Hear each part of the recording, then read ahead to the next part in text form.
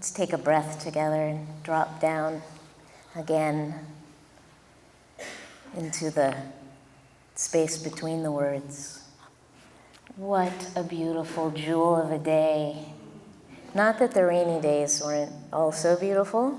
I come from the high desert, so this is the green and the wet is a treat, but it's just a sparkling, beautiful day. It seems fitting for our almost last day that there's the shift in the weather. I have fallen in love during these days together with almost every one of you.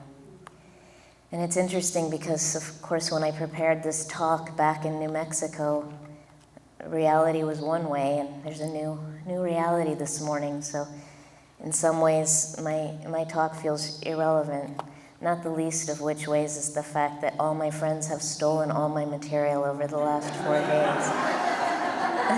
Starting with Matthew Wright the first day, so what can you do? And I think it's no accident because, it's interesting in forming this association that some people are talking about. There seem to be a couple of different perspectives. One is that we should brand InterSpirituality in some way so that we can claim it. What I'm hearing is claim it for the contemplatives in many ways, activism and contemplation united, before somebody gets hold of it and starts marketing it for less than wholesome purposes, perhaps. And other people saying there can be no container big enough for what InterSpirituality is. But what I am seeing is that there seems to be a common language emerging among us, and so the talk that I prepared is elementary. You're way beyond bees in the garden. So my talk is called Bees in the Garden, and what I was going to talk about is the alchemical process of drawing the nectar from each of the world's great wisdom traditions, gathering that goodness, those treasures, to use another metaphor, but to stick with the bee metaphor, gathering the nectar, the sweetness, the goodness, the best, the elixir from all the great spiritual traditions, and allowing them to be transformed within us, within each of us, into honey. Honey being sweet, but also being nourishing, so that with that honey that has come from gathering all the nectar of all the different flowers of all the different wisdom traditions, we are able to feed ourselves and nurture the whole world. That was going to be my talk, but I've decided to switch insects from the bee to the butterfly.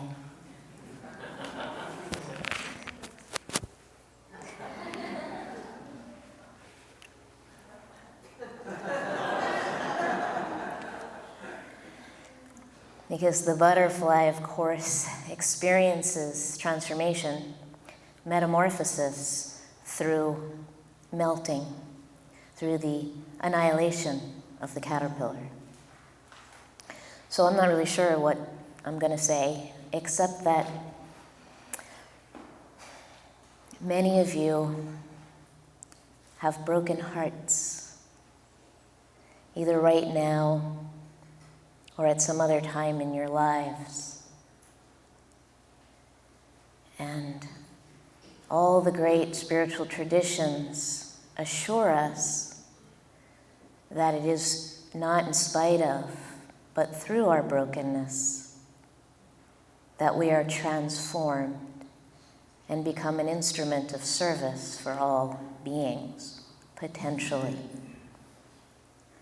So that if we do not turn away from our suffering, but allow ourselves to somehow show up for the process of transformation, which necessarily involves a process of annihilation,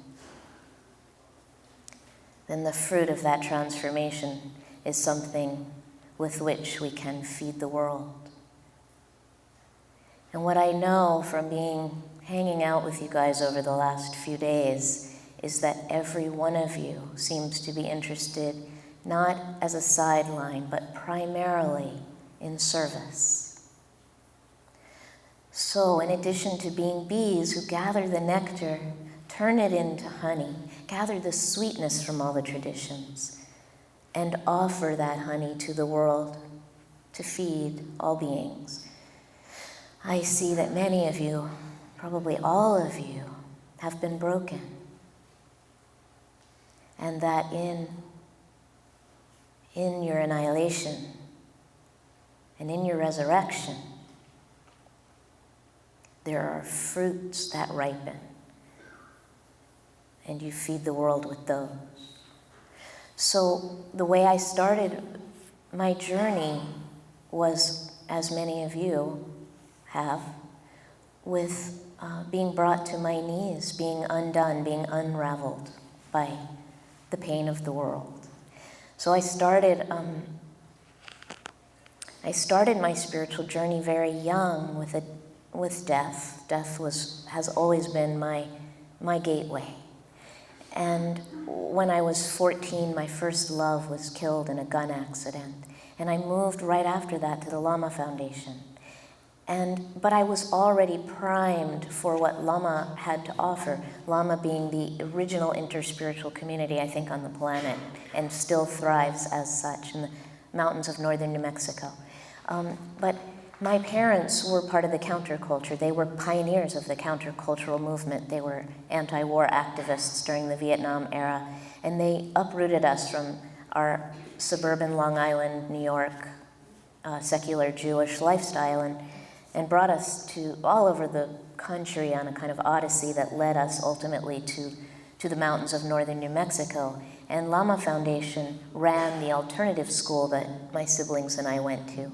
And so from a very early age, I was exposed to all the world's religions. I'd hardly even call them religions because they weren't very organized. I love what Jamal said about the devil is the one who says that the insights of the prophets need a little organization. Let me do that for you, says the devil. So anyway, Lama Foundation is not very organized, but the world's spiritual treasures were certainly and continue to be present there. And so I was exposed to all of them being kind of equal value. And I was formed as an interspiritual being, and I thought everybody was one of each. It was only as an adult that I discovered that that was not actually the case, and that there was some healing to be done. But I have to come clean by telling you that this interspiritual thing is the only thing I have ever known. Because my parents were not religious Jews, there was no indoctrination. There was also no rootedness. So that's okay with me. How much time do I have? I forgot to start while you're looking at my watch in the beginning. Okay.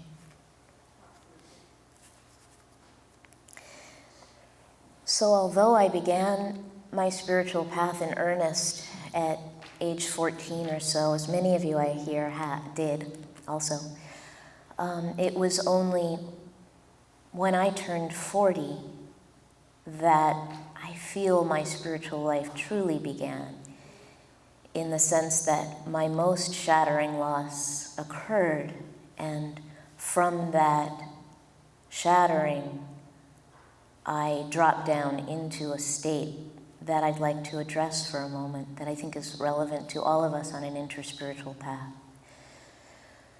So my first book was a translation of Dark Night of the Soul by the 16th century mystic, San Juan de la Cruz, St. John of the Cross.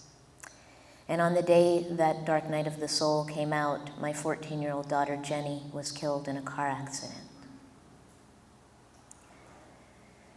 And so these two events coincided exactly. From that first book, all my other books with all the other mystics, all Christian mystics, unfolded.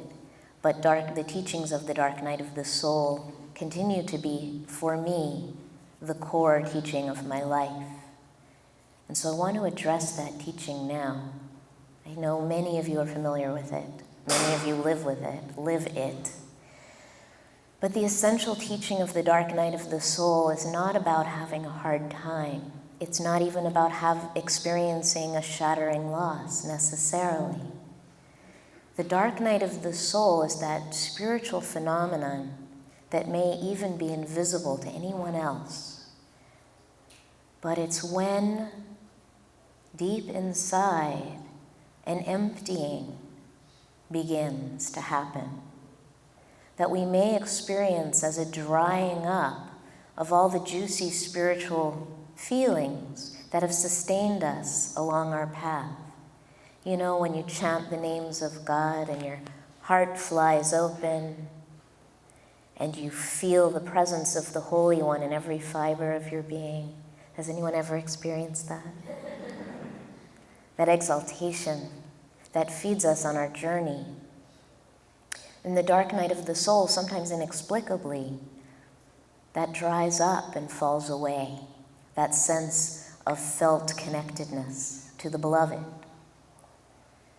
If you progress on the dark night path, on that journey through the darkness, if you yield to it and quiet yourself and allow it to do its work, that leads to a radical conceptual dismantling, so that all the constructs that you may have built about God, about the spiritual life, about the meaning of it all, crumble and fall away.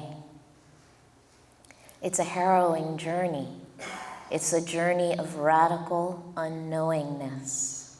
And it's the beginning, the mystics say, of a true spiritual life. So this wasn't what I was going to talk about, but it's all I want to talk about. And it's the most interesting thing to me is that we can know nothing, and that in our surrender to unknowing, our true spiritual journey may unfold. And so, as we walk this interspiritual path that many of us have been walking for a long time, as we dance this dance with the Holy One in every form that we can find her. The true jihad means striving, means struggle, means showing up, is to continuously allow ourselves to know nothing. So that when the spiritual meltdown occurs, our only task, says John of the Cross, is to melt. To allow ourselves to become nothing in the face of that fire, so that we can become everything to our beloved. We can't make love with the beloved if we have our clothes on. And the clothing is the spiritual attachments and constructs that we carry. And there are a couple of good ways to get naked, and one is contemplative practice.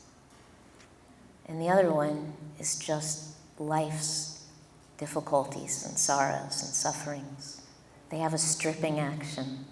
They're designed to strip it all away.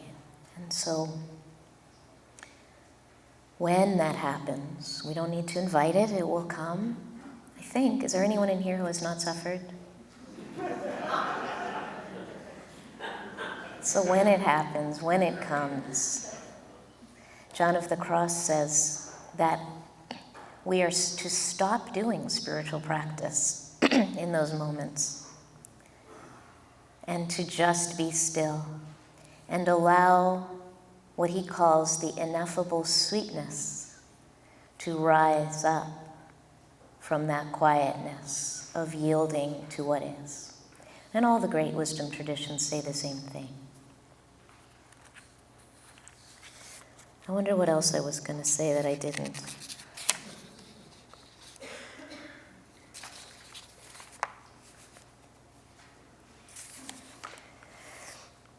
Where are we, Cynthia? I keep forgetting to look at you. Okay. How about if I read you the opening of the New Julian translation? Just my introduction. It's only a page. So a couple paragraphs, actually. Okay? Because it's fresh and new. Before I do so, I will reiterate what Will said. As a Jewish person, secular, coming from a secular family, but having embraced my Jewish roots in my adult life in a pretty significant way, initiated into 3 different Sufi orders by the time I was 20, with a lifelong devotion to Neem Karoli Baba, my guru, starting at age 14 or 15. It was Christianity that I had the least connection with, or knowledge of, until I became an adult and began to translate the Christian mystics. And now that, surprisingly to me, has become a very strong path for me because of hanging out with these mystics in such a deep way by virtue of translating them. So it's bewildering and wonderful. So this is just from my introduction to the showings of Julian of Norwich, the medieval English mystic who spoke of God as the mother and also was the first woman to write in English. She was a contemporary of Chaucer. And of course, her famous saying is, "All will be well, and all will be well, and every kind of thing shall be well." So I'll end with this little introduction.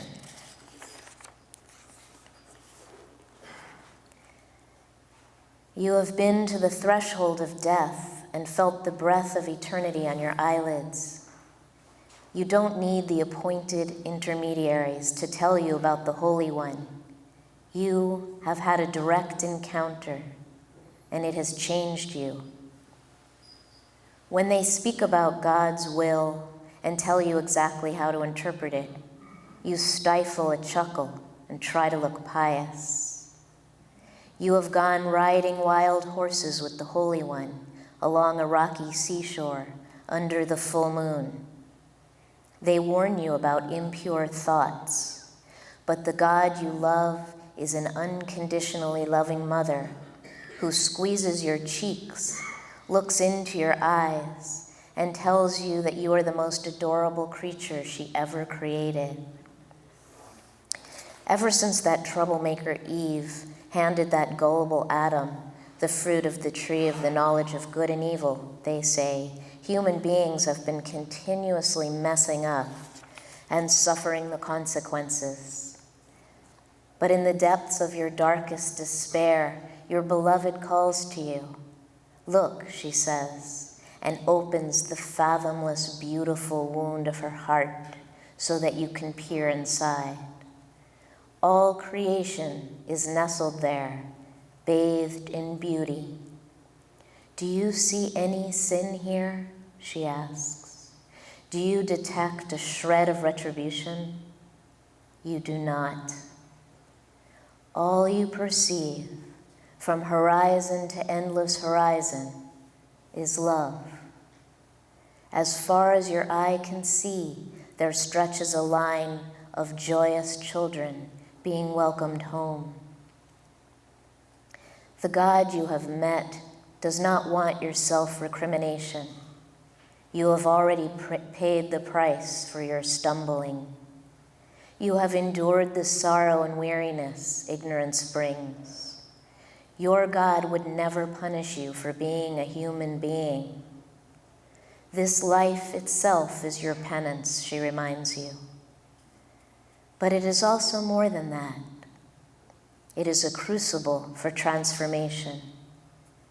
Each trial, every loss, is an opportunity for you to meet your suffering with love and make of it an offering, a prayer.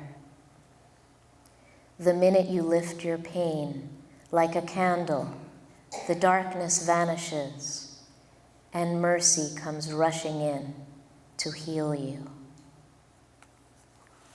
Thank you.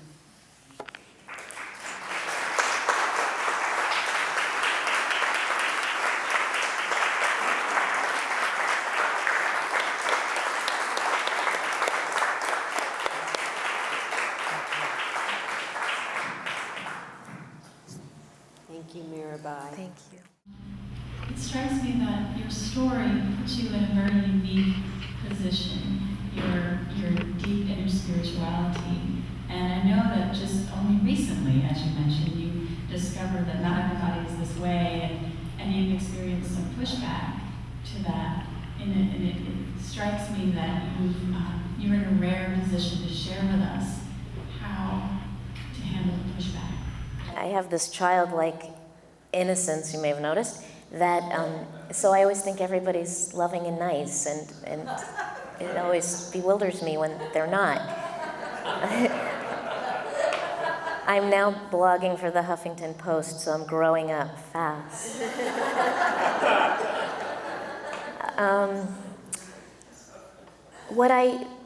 So first of all, when I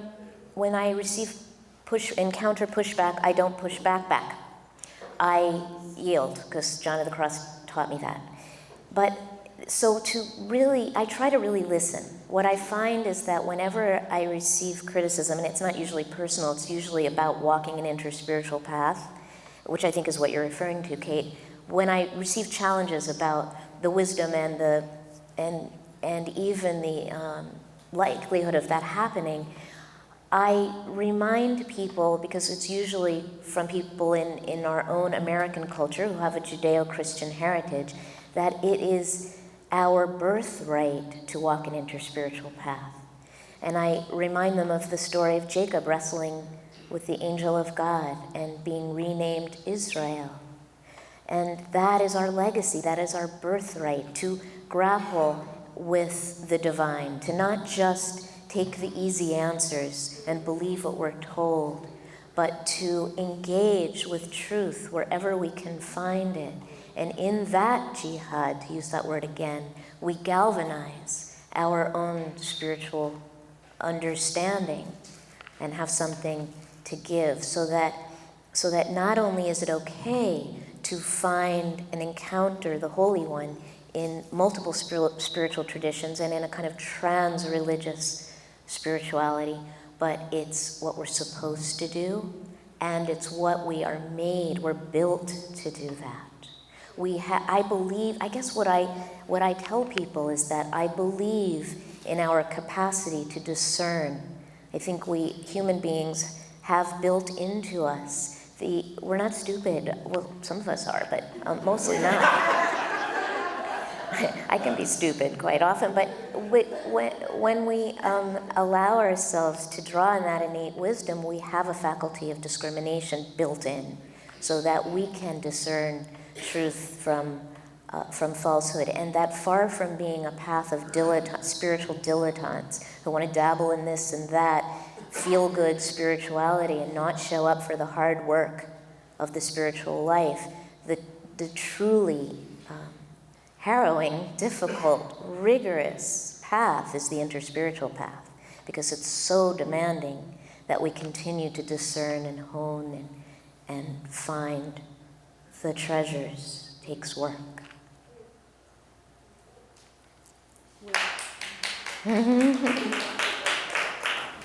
Since you spoke of the dark night of the soul and your own experience of it, you may choose not to do this, but I wondered if you would share with us the transformative experience that you had in your identification with Mary, Mother of Christ. Well, two quick responses. So when Jenny died, I remember a moment, and I shared this yesterday in my breakout, where I noticed my shattering. I noticed that I had been completely broken, and there were pieces in all directions, and there was no container left. And I recall a moment of inner wisdom that said, do not be in a rush to put yourself back together. Allow yourself to be nothing as long as possible, and allow the Holy One to do the work. And shortly after that, as I was letting myself down into the arms of nothingness, I had this sense of being held, lo and behold, and that what I felt held by was the mother. And it was all mothers, and I was one of those mothers, being held by this net of broken-hearted mothers, backwards and forward in time, who had been shattered by loss, particularly by the loss of a child. And that, of course, led me to Madre Maria, to Mother Mary, and this knowing that she too was a Jewish mother who had lost her beloved child. And that identification with Mary became a touchstone for my process and continues to be, because she is the quintessential broken-hearted, broken open, ferocious, tender mother. Thank you for your question. I really appreciate your story and the perspective that you brought in this talk, and it resonates with mine because I was brought up in a secular family. My mom was Jewish and my dad was Episcopalian, and they always were rejected by their religions because of who they chose to love. And so I was brought up in some ways the opposite of you, in that my parents rejected all religions as basically false and not purveyors of deep truth. And so I struggled as a young, very spiritual person, seeking words and language for my spirituality, which I found, but not in the religions. And so I struggle in this environment of being asked to honor the traditions as the keepers of our deepest truth. And while my spirituality has allowed me to return to the religions and to find that truth within them, it was not the religions themselves that brought me there. It was my friends, it was nature, it was my mentors who were not necessarily in spiritual traditions. And it seems to me that this nation in our Judeo-Christian heritage is a people of multiply wounded people. There are people of multiple wounds. And that the spiritual but not religious movement in this country, which is very, very wide and deep, is not a rejection of spirituality, but it reflects in some ways a rejection, an initial rejection of the traditions as not being the purveyors of our deepest truth. And I would like to see the conversation in this arena, which I think is wonderful, and I have gained so much, to include that group of people who have sincere and deep connection to spirituality and can have opened their hearts and healed their wounds enough to be in an environment like this, and to trust that every representative here of a tradition is lending their heart and the deepest truth of those traditions to this conversation, and that there are other people that we need to bring in who don't yet have that capacity to listen with that openness. I don't mean to advertise, but my book, God of Love, my publisher and dear friend Paul Cohen is here too. I kind of didn't give you the right idea. I am one of you. And I write about this in God of Love. I am one of those people that could almost be called spiritual but not religious. And my parents also I forgot to mention that, completely rejected organized religion on the grounds that they felt it was responsible and continues to be responsible both historically and presently for much of the suffering on this planet, which is very hard to argue with, right? And so it was in spite of this not only secular but anti-religious climate in which I grew up that I was drawn to every single religion I encountered, but never either tempted or willing to sign up for one. And like you, my primary spiritual connection is probably with nature. And there's a chapter about that in God of Love. But so, and most of my students are people who would consider themselves to be spiritual but not religious. It's kind of a scary dark night of the soul path, because we don't have a way, we don't have a container to rest in. So I'm with you. Yeah. I want to ask you about what you learned about forgiveness.